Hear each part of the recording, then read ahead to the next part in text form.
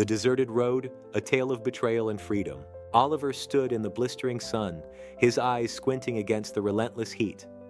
The cracked asphalt stretched out before him, the only sign of life, a single gas station flickering in the distance.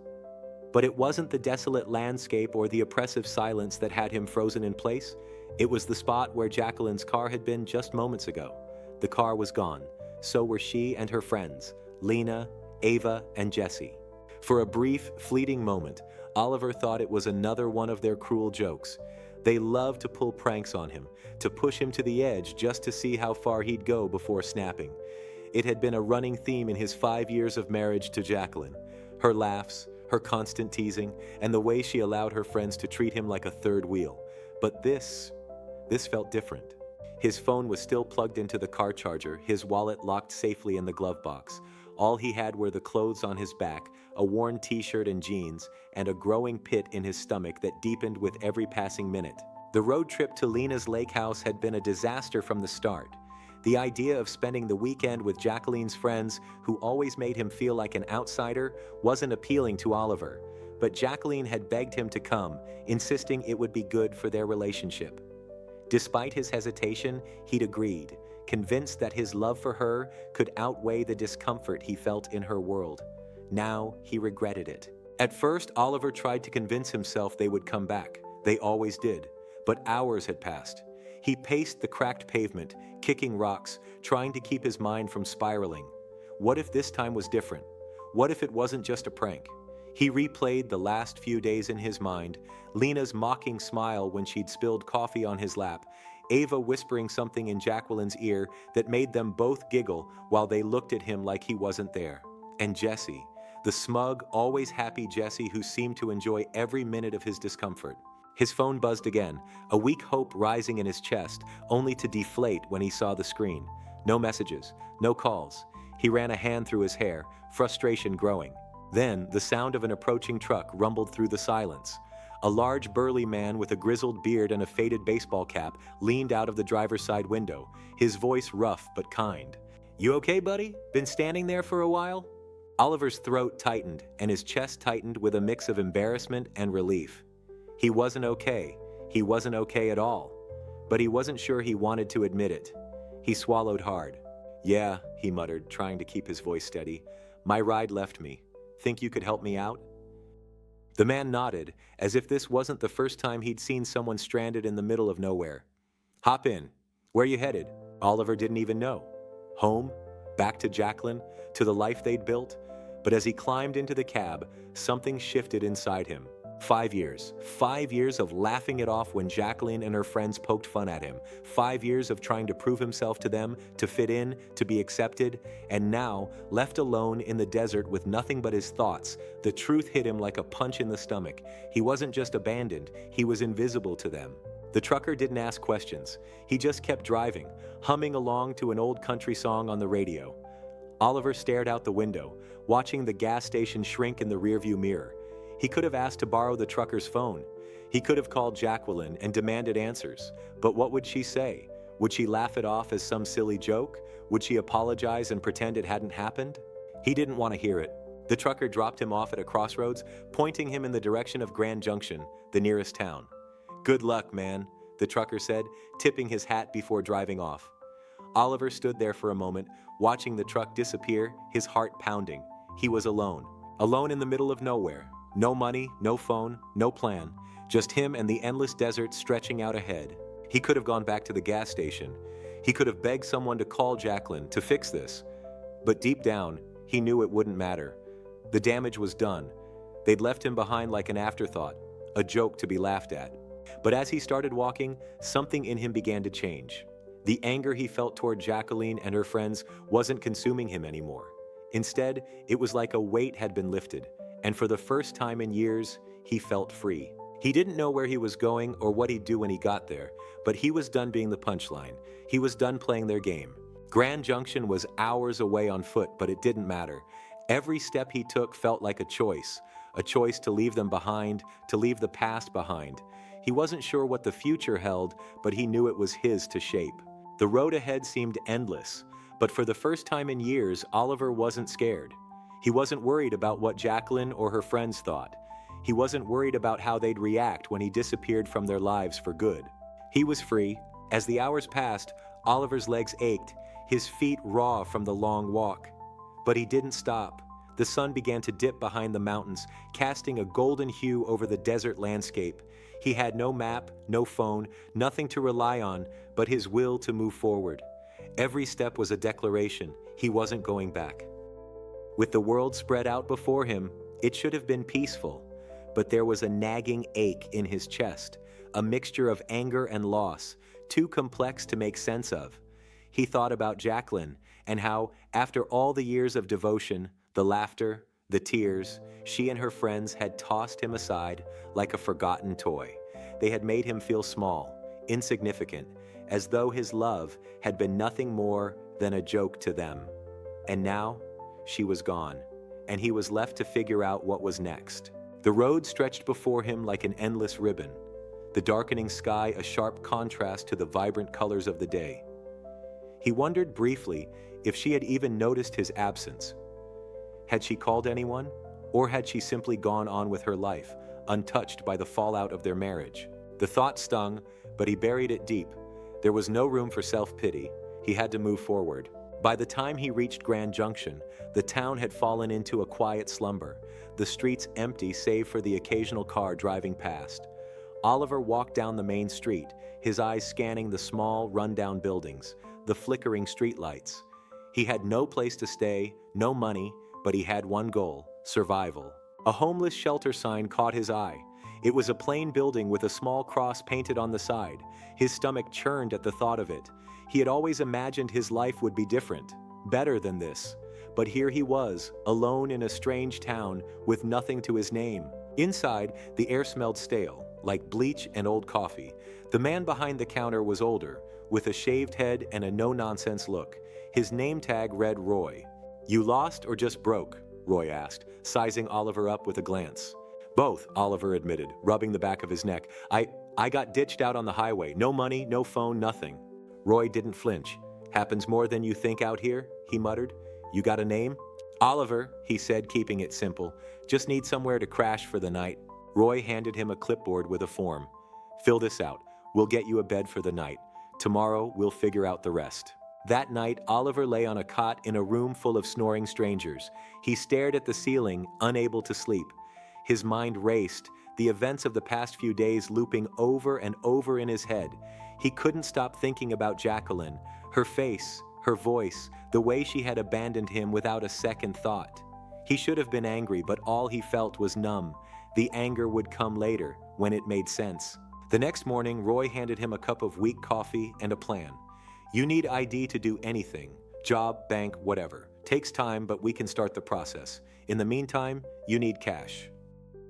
Oliver nodded, feeling more lost than ever. "Anywhere hiring?" Roy smirked. "There's a diner down the street. The owner's a tough one. Name's Jacqueline. Tell her I sent you." Oliver frowned, confused. "Jacqueline?" Roy shrugged, his gaze shifting to the busy street outside. "Yeah. Don't ask me why, but she's the one who can help you out. Dishwasher just quit yesterday. Pays crap, but it's something." The diner was a squat, unassuming building with red vinyl booths and a jukebox in the corner. Inside, an older woman with tattoos, snaked up her arms, stood behind the counter. She didn't look up when Oliver walked in. "Roy says you need work," she said, wiping down the counter, her voice gravelly. Oliver hesitated, then nodded. "Yeah, anything you've got." She squinted at him, her eyes sharp. "Dishwasher quit. Pays crap. Hours are long. You steal from me, you're dead. Start now." Oliver blinked, caught off guard, but didn't hesitate. "Okay, I'm in." And just like that, his life took another turn. Scrubbing dishes in the back of a greasy diner, Oliver felt the weight of the past few days lifting. It wasn't much, but it was his. It was his chance to start over. No Jacqueline, no friends, just him, the dishes, and the quiet hum of the diner. Weeks passed. The shelter became his home. The diner, his job. He didn't reach out to Jacqueline. He didn't want to. The idea of going back, of putting himself in that place again, seemed absurd. No, he wasn't going back. Roy helped him get a replacement ID, and with each small step, Oliver felt a little more in control. Jacqueline's diner became his world. Jacqueline, the tough, no-nonsense woman who ran the place, didn't care about his past. She just cared about getting the job done. And that, Oliver realized, was exactly what he needed. He worked double shifts whenever he could, piling up cash in a little envelope he kept hidden under his cot at the shelter. His hands grew rough from the hot water, but he didn't mind. This was his life now. One evening, after a long shift, Oliver bought a cheap prepaid phone from the gas station down the street. It wasn't much, nothing fancy, but it was his. He held the phone in his hands, the plastic still shiny, and felt something stir inside him. It was pride. For the first time in a long time, he felt like he had something of his own. The very next day, the phone buzzed. It was Jacqueline's number. Oliver's stomach dropped. He let the phone ring, watching it as though it might bite him. When it went to voicemail, a notification popped up. His thumb hovered over the screen. Part of him wanted to listen, but another part, the part that had fought so hard to move on, refused. He went through the list of voicemails. Jacqueline, then Lena, then Ava, each one more desperate than the last. Jacqueline's voice came through soft and shaky. "Oliver, where are you? We waited for you. It was just a joke. We're so worried. Please, call me back." Then there was Stephanie's voicemail. Her tone was casual, almost mocking. "Come on, dude. You have to admit it was hilarious. Call us back, all right?" Oliver felt the sting of betrayal, but he didn't let it show. He scrolled through the messages and blocked them all. Chloe's name didn't deserve to be on his list anymore. Jacqueline's voicemail played once more, but he didn't listen. Instead, he set the phone down on the counter. He wasn't going back. Not now, not ever. The days rolled by in a steady rhythm. Oliver's life, once filled with the chaos of a toxic relationship, was now grounded in small, simple routines. He woke up early each morning in the shelter, greeted by the sound of traffic and the distant hum of the city. He worked long hours at Jacqueline's diner, cleaning dishes, prepping food, and doing whatever needed to be done. It wasn't glamorous, but it was honest work. And for the first time in years, Oliver found peace in the mundane. He rarely thought about Jacqueline, and when he did, it was always with a bitter edge. Her face, her voice, the way she had torn him down over the years, it was all still there, lurking in the back of his mind, but it no longer controlled him. The freedom he had found in the aftermath of their breakup was liberating. He was no longer her joke, no longer the punching bag for her friends. He was Oliver, and that was enough. One night, after a particularly grueling shift at the diner, Oliver collapsed onto his cot at the shelter, his body aching from the long hours on his feet. He was tired, exhausted, but his mind refused to let him rest. He stared at the cracked ceiling, his thoughts turning to Jacqueline once more. The emails and calls from her had stopped coming, but the ghost of her presence still lingered. For a brief moment, he wondered if she missed him, if she regretted the way she had treated him. But then he remembered the way she had walked away so easily, laughing with her friends as though his feelings had never mattered. No, she didn't miss him. She just wanted to reclaim the control she had lost. It was then that he realized how far he had come. He didn't need her. He didn't need anyone from that part of his life anymore. Jacqueline and her friends had taken everything they could, but they hadn't broken him. In fact, they had done him a favor. They had set him free. The following week, Roy checked in on him again, handing him another pile of paperwork for his ID. "You're doing all right, Oliver," Roy said with a nod. "You've got your head on straight." Oliver smiled faintly. "Yeah, I think I'm finally starting to get it." Roy grinned back. "Good. You're a lot more than you think. Just keep your head down and keep working." And that's what Oliver did. He worked. Day after day, he scrubbed dishes, flipped burgers, and served coffee.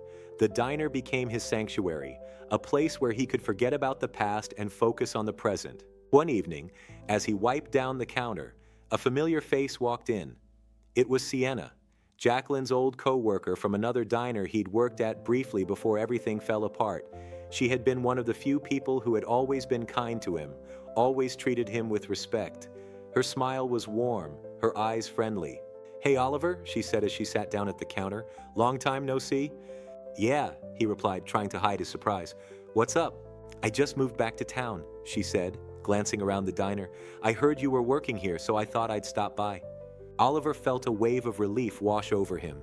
He wasn't sure why, but seeing Sienna felt like a lifeline. It reminded him of the person he used to be, the person before all the heartache, the betrayals, and the broken promises. "I didn't know you were back," Oliver said, pouring her a cup of coffee. "How's everything?" Same old, she said with a shrug. "But I've been thinking about getting back into the restaurant business, maybe opening my own place." Oliver's heart skipped a beat. Could this be the opportunity he had been waiting for? The chance to finally break free of the past completely? He'd been working at the diner for months now, and while it had given him stability, he longed for something more, something that was his. Sienna caught his eye and smiled knowingly. "You ever think about running your own place?" Oliver paused, the weight of the question sinking in. "I don't know," he said slowly. "I've been so focused on just surviving, I never really thought about the future." Sienna leaned forward, her gaze intense. "You're a hard worker, Oliver. You've got the chops for it. Maybe it's time you started thinking about what you want, not what Jacqueline or anyone else wants." For the first time in a long time, Oliver felt a flicker of hope. Maybe he could start fresh. Maybe this was his chance to take control of his life, without Jacqueline, without the past hanging over him. As the weeks passed, Oliver's life began to shift. He found a small apartment just outside of town, away from the noise and chaos of the shelter. He started saving up money, setting aside enough to buy a few things for his new place. Nothing extravagant, just the basics. A bed, a table, a few kitchen essentials. But it was his. It was a step toward something real. At the diner, Jacqueline's shadow continued to fade. The occasional text from her went unanswered. The guilt trips, the fake apologies. He had learned to shut them out, to tune them out completely. Sienna's encouragement kept him grounded. Every day he worked harder, his determination growing with each passing moment. He wasn't the man he used to be. He had become stronger, more resilient. One day, Jacqueline's name appeared on his phone again. It was a text message. "I've been thinking about everything. We made mistakes, Oliver, but I still care about you. Can we talk?"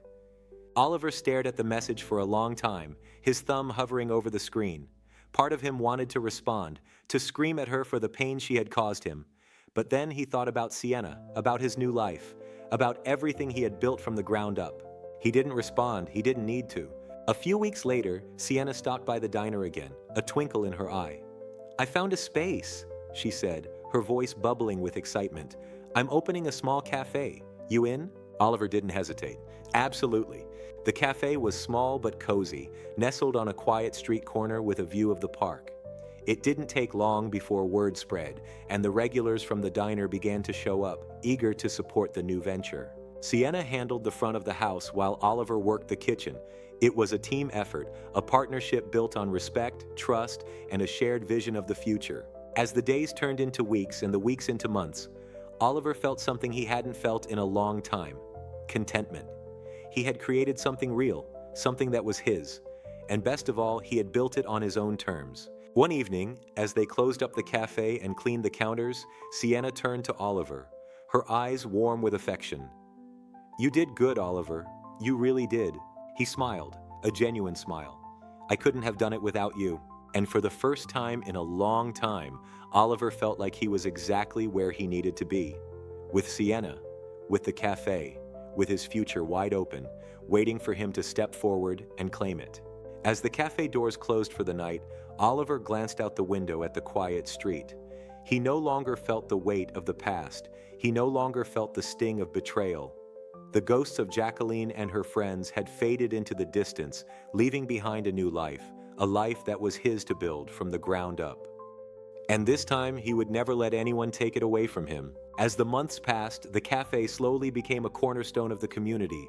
Oliver, alongside Sienna, poured everything they had into it. It was grueling work, long hours, exhausting days, and plenty of hurdles along the way. But it was also fulfilling in a way Oliver hadn't known before. He had always been a man who worked behind the scenes, invisible and unseen.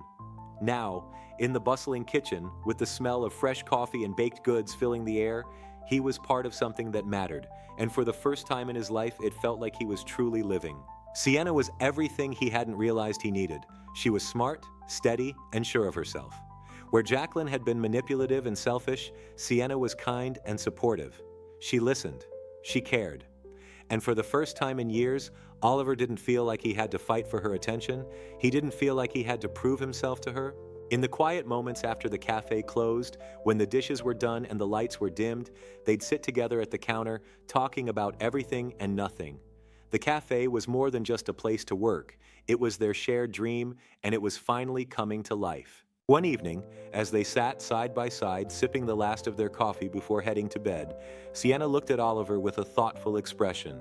"You ever think about the past?" she asked quietly, her voice low and tentative. Oliver was silent for a moment, his thoughts flicking back to the time when he had been abandoned on that dusty road. The pain, the betrayal, and the feeling of being discarded were still there, buried deep within him, but it no longer consumed him. He had moved on. "I used to," he said, his voice steady, "but I don't need to anymore." Sienna smiled softly, her hand resting on his. "I'm glad you're here, Oliver. I think you're exactly where you're supposed to be." The warmth of her words settled over him, and he realized she was right. The past had no hold on him anymore. He had rebuilt himself piece by piece, and now, with Sienna by his side, he had everything he needed. One morning, after the cafe was closed for a short break, Sienna and Oliver sat at their favorite booth, the morning sun casting a warm glow through the windows. The cafe was quiet, save for the soft hum of the refrigerator and the distant chirp of birds outside. "You know," Sienna said, her eyes glinting with excitement, "I've been thinking about something." Oliver raised an eyebrow. "What's that?" "I think it's time to expand," she said, leaning forward with a spark in her eye. "We've built something here, and it's time to share it with more people. What do you think? We could open another cafe, maybe a small chain?" The idea hit Oliver like a bolt of lightning. For the first time, he realized just how much he had changed. When Jacqueline had left him, he had felt as if his life was over. But now, looking at Sienna, his partner, his equal, he felt something he hadn't thought possible: hope. He had never allowed himself to dream of a future this bright, this full of possibility. "I think it's a great idea," Oliver said, his voice full of conviction. "Let's do it." Sienna's eyes widened with joy, and for a moment the cafe seemed to disappear around them. It was just the two of them, dreaming of the future together. The next few months were a blur of excitement and hard work. They secured a location for a second cafe, a bigger space in a bustling part of town. Oliver dove headfirst into the preparations, meeting with contractors, suppliers, and staff. They hired new people, trained them, and watched as the new cafe began to take shape. Every day felt like a new chapter in a book he had never imagined writing. Through it all, Sienna was by his side, guiding him when he faltered, pushing him when he hesitated. She was the steady hand he needed, and she made him believe that anything was possible. Together, they were unstoppable. When the second cafe opened its doors, it was a success from the start. The regulars from the first cafe came to show their support, and new customers quickly fell in love with the food, the atmosphere, and the warmth that radiated from the place. It wasn't just a cafe. It was a reflection of everything Oliver had worked for, everything he had become. In the quiet of the night, after the second cafe had closed, Oliver and Sienna would sit together at the counter, reflecting on how far they had come.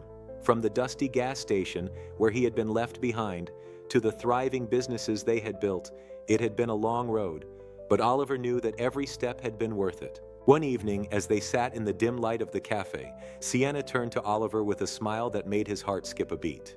"Do you ever think about the old days?" she asked softly. Oliver looked at her, his eyes filled with gratitude. "Not much," he said, taking her hand. "But when I do, I realize how lucky I am to have this, to have you." Sienna's smile deepened, and she squeezed his hand. "We've built something beautiful, Oliver, and it's only just the beginning." As they locked up the second cafe for the night, Oliver stood in the doorway looking out at the street. The world seemed full of possibilities. He had found his place. He had found his peace. And no matter what the future held, he knew one thing for sure. He would never go back to the person he had been before. He had walked away from the past, from Jacqueline, and from the life that had tried to break him. And now, with Sienna by his side and the cafe thriving, he had everything he needed. The road ahead was uncertain, but for the first time in his life, Oliver wasn't afraid. He was ready for whatever came next.